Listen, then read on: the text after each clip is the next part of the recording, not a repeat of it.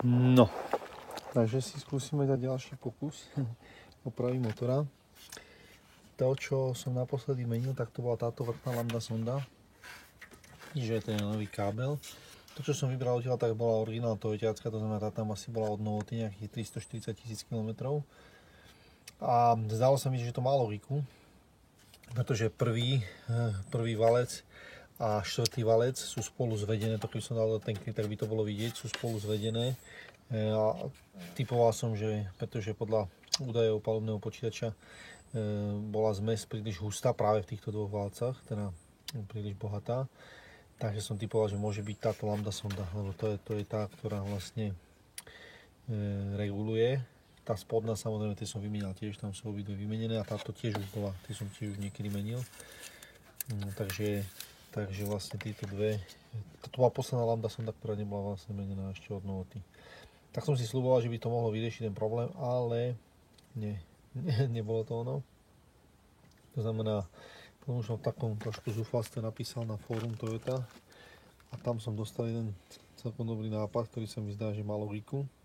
Aj keď ma to nikdy nenapadlo, a síce, že čidlo teploty vody. A je pravda, že keď je niekedy studenčie, takže auto horšie štartuje a také veci, takže tieto symptómy by sa mi tam podobali na to, že teda čidlo snímaču chladiacej kvapaliny by to mohlo byť a že vraj ovplyvňuje práve hustotu zmesi. No, takže je to, tak aby sme to videli, počkať, to nám niečo zavadza. To čo tam je ten, no, toto s tým zeleným, ten zelený konec, toto čidlo. 19 kľúč, nemalo by to byť nejaká komplikovaná vec. Idem sa na to pozrieť, ako to bude vyzerať.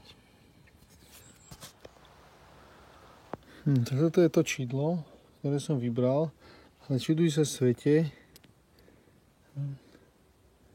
To čidlo není originál, to je nejaká hela.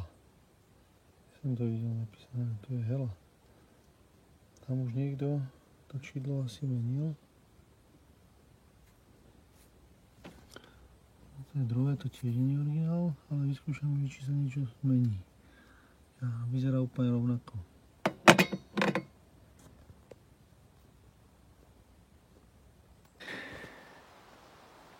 Dobre, vyskúšame štart. Baterku som odpojil, takže to asi si bude chvíľočku zvykať na nové podmienky. To vypneme, toto vypneme.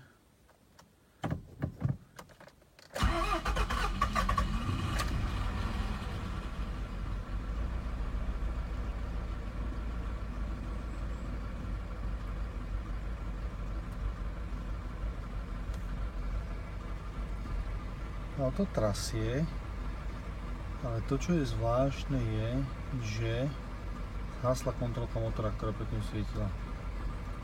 Môže to byť dané tým, že som vlastne odpojil baterku, ale myslím, že predtým to takto ako nebolo.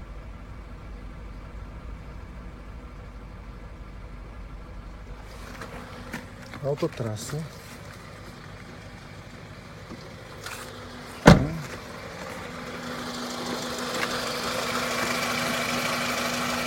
To je ako brečný to vlastne.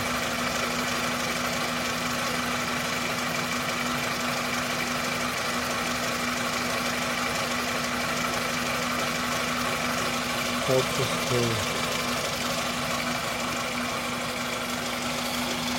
Dobre, teraz nebudem vydružky, potom toto na ručnú cestu, toto som to menil aj tuto.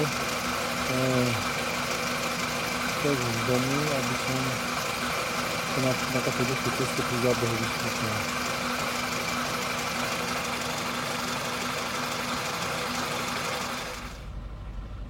Auto trasie ešte viacej a blíka kontrolka motora. Takže to čidlo to asi nebude.